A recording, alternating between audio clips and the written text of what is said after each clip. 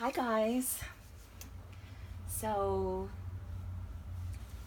I thought I would make a video to just continue what I started rambling about at the end of the video, where I was talking about how my husband, had taken a liking to Silicone Mei and was encouraging me to keep her and not sell her. And I think towards the end of the video, I started talking a little bit about buying secondhand, as well as um, just the rising prices of silicone babies and reborn babies too, for that matter.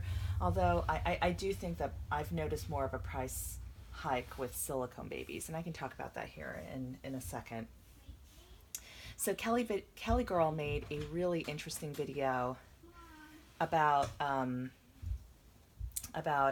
just her thoughts on the topic, and I really enjoyed watching her video. And she mentioned in her video she should really do a live chat, which I think would be a great idea because I think there's so much to be said about the topic. Um, so yeah, and I guess, like, from my perspective, Maylee being the first doll that I bought secondhand obviously was like not the best experience, but I think that there are a lot of collectors who are like me, who handle their silicones fairly fairly rarely. I've never, for example, put a pacifier in Isla's mouth. I've never bathed her. I've never even powdered her. I've just been really careful. I always wash my hands before I handle her. So she's really pristine. She has no issues. Her silicone, everything is perfect. And the silicone that I think I mentioned in one of my videos that I am silicone expecting. The silicone that is coming home is actually a secondhand baby.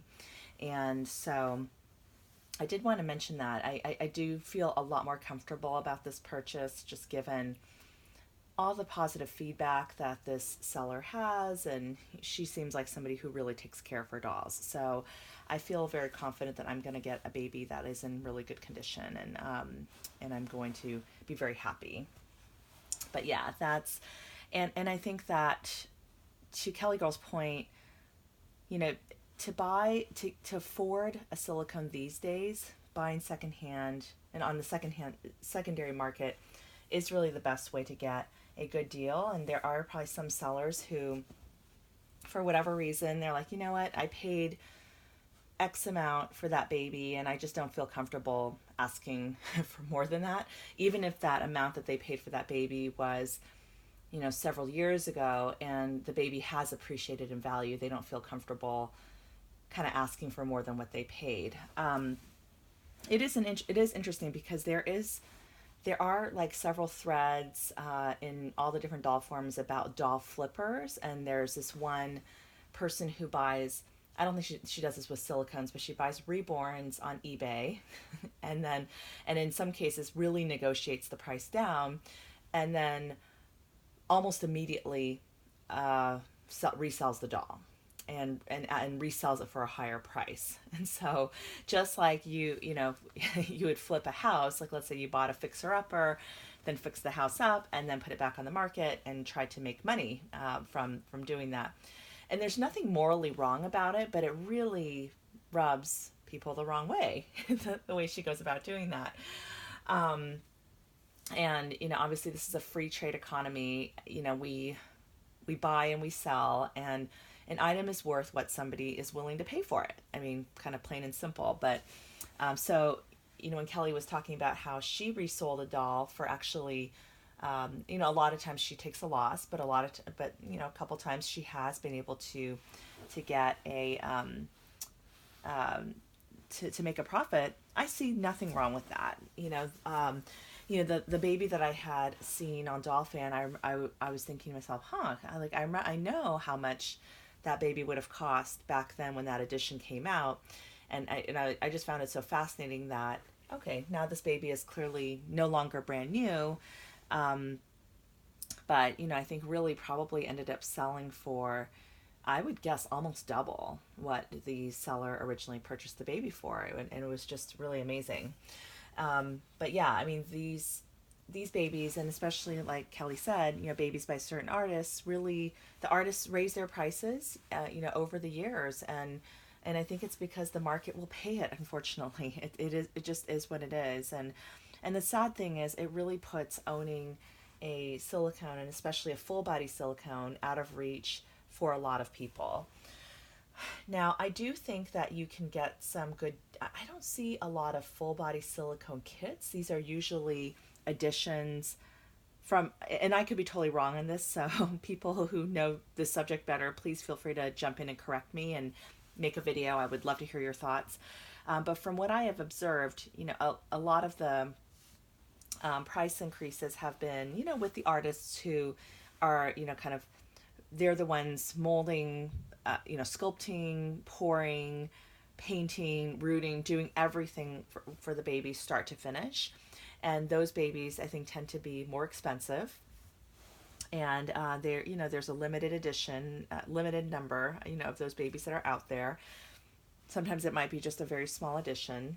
I know with Isla, her edition size I think was 25, and then and she's the Emerie Mei sculpt. And then with Melina, who is the Melina sculpt, who is my Aria, she was a smaller edition of 10, plus maybe 2 artist proofs. And I actually have the artist proof for both of these editions, given that these were portrait babies of my daughter. So I feel incredibly lucky to actually have both of these babies, and to have also put in the custom order with Andrea at a time when the prices were a little bit lower. So it made it more affordable for me. So I'm starting to lose my train of thought. Oh, I was going to say, I have seen, in terms of silicones that were not quite as exorbitantly priced, ones that were maybe they were painted from a kit, so somebody would buy a silicone kit, just like reborn artists buy a vinyl kit, and the kit is a limited edition, limited number. But some silicone artists are new, just like there are new reborn artists. And there was one baby, man, I was so so bummed I missed out on this baby. It's actually a cloth body silicone baby that was on eBay. I think I forget it might have been a Bonnie Sieben baby, but I think it was, the baby's name was Caitlin. That much I remember.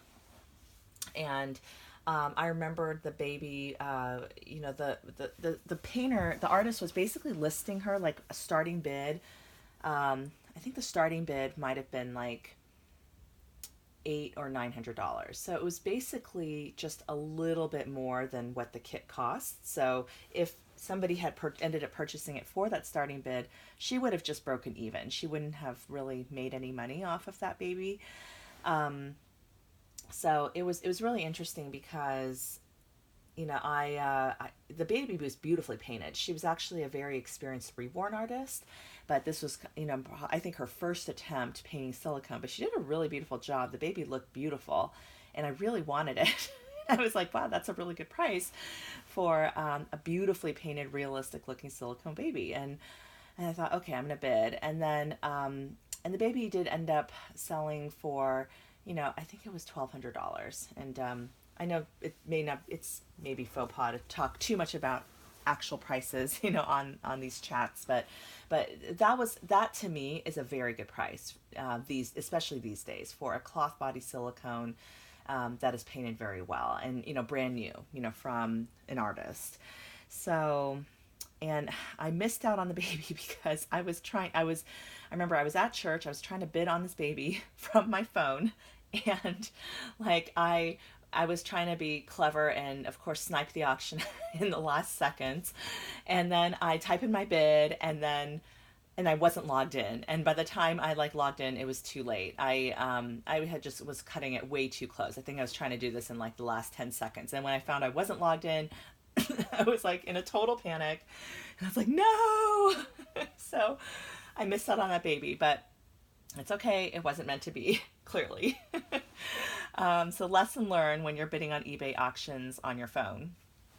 But anyway, the prices of the babies have definitely gone up, from what I've noticed, and I'm definitely kicking myself for not getting one of Claire Taylor's budget babies. So the Gabigail edition was a budget baby kind of a no frills, but from everything that I've seen, and Miss Serenity's Gabigail is my absolute favorite one that I've seen. She was the biracial one that really stood out to me in the prototype pictures. I was actually really tempted when I first saw that email come out, and I thought, no, I really shouldn't. Um, and so I didn't end up moving forward, but I kind of look back and I sort of regret it because I've always wanted a more AA or biracial baby in my collection, and it's just a beautiful baby. But I'm so glad Miss Serenity has her because she just loves that baby so much, and I love seeing her in her videos. So it all worked out.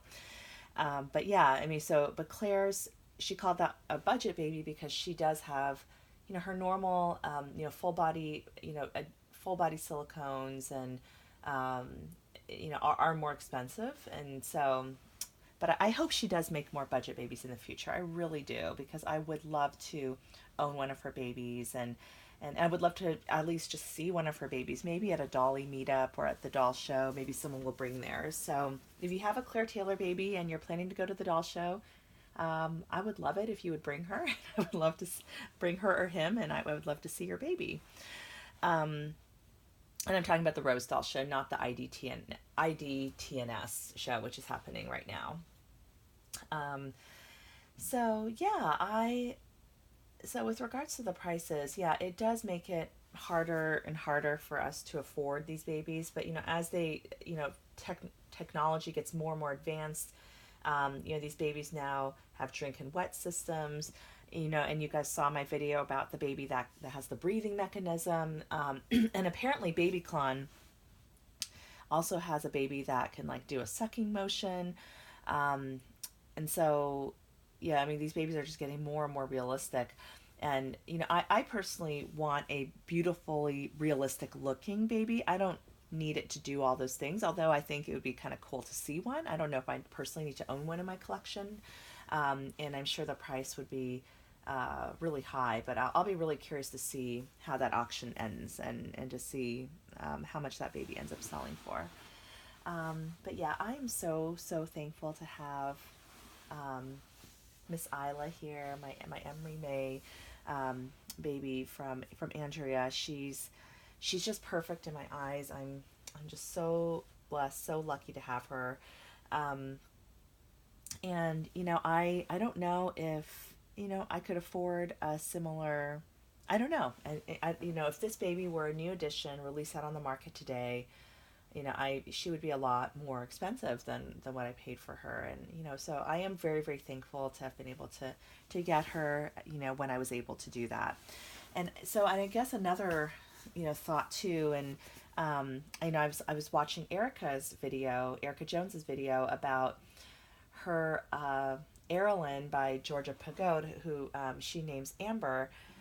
And she's kind of a little bit torn about selling her. I mean, she's put her on the market because I think she's so content and happy with her Zoe and her Kingston, that she just had put that baby on the market. And what she shared was so sweet. Like, her husband, I guess I was like the only baby that he was like, yeah, if you like it, go ahead and get it. And and normally our spouses are kind of indifferent to spouses and significant others are indifferent to our hobby. I think that's more the norm. So like when my husband was encouraging me to keep Maylee, and hearing her story, I just thought that was so sweet. And yeah, and maybe it's meant to be. And and I think it's also, I don't know how much Georgia Pago's silicone babies run, but if she were to do another full body edition today, likely it would be more expensive. So maybe there's some merit to, if you have a silicone baby that you like and you don't need to sell it for financial reasons, um, maybe think twice before letting that baby go, because it may be harder to get a baby new from the artist these days, just with the way the prices are. So oh, and let me make a comment on reborn prices. I actually think that there are, in general, with reborn prices, I haven't seen that much of a change, to be honest, like since I first started collecting in 2008. The first baby that I purchased, I paid quite a lot for her. Like that, it was the first reborn I'd ever purchased, but she just jumped off the screen and she looked so real to me. I was like, and I don't know, if there's something about these babies, you kind of throw like, you throw like reasoning and rationale out the window.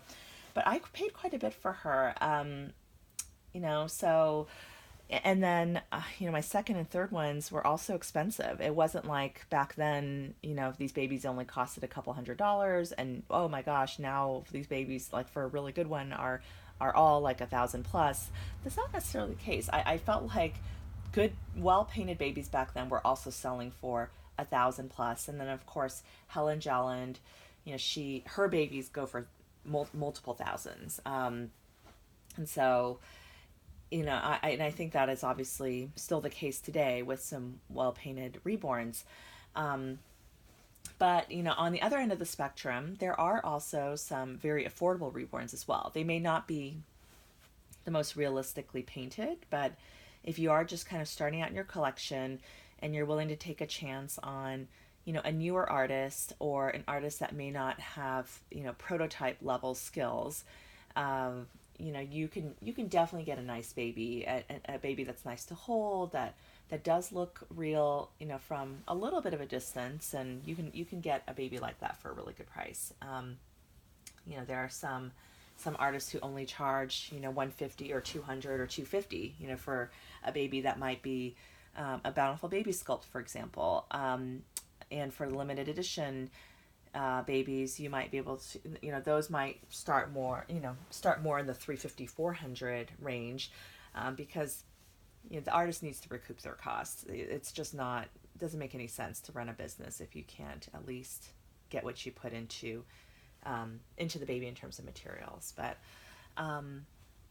yeah, prices are it's such an interesting topic. I know it's a little bit of a sensitive topic, and I guess it's a hot topic, and apparently I don't know. I find the hot topics very interesting. I welcome and enjoy hearing all different perspectives, and and hopefully what I said about just kind of the germaphobe thing and being somewhat hesitant to buy secondhand doesn't rub anyone the wrong way. If it does, I apologize. But as I mentioned, I am getting another secondhand silicone baby coming home to me. So it's something that I have kind of recognized. It's just practical. Like there's a certain amount, above which at this point, I won't say never, but at this stage, I don't feel comfortable spending that on a doll. And and I don't want to get in a cycle of buying and selling, buying and selling. um, in a sense, I feel so lucky that I have, I really feel like I have my dream babies. But I do want a portrait sculpt of my son. That is one baby that I really, really want. And so maybe I should jump on that sooner versus later, before the prices just get, too sky high. But yeah, those are just some additional thoughts I had on the topic. Kelly, thank you so much for doing your video. And I had realized at the end of my other video that I had started rambling quite a bit, and I realized, oh gosh, I should probably make this a different video or maybe title this differently. But anyway, thank you guys so much for watching. I'd love to hear your thoughts in the comments, or feel free to make a video, and let's keep this discussion going. I think it's a really important topic for us collectors. All right, I thank you so much for watching. I hope you enjoyed this video, and I'll see you next time.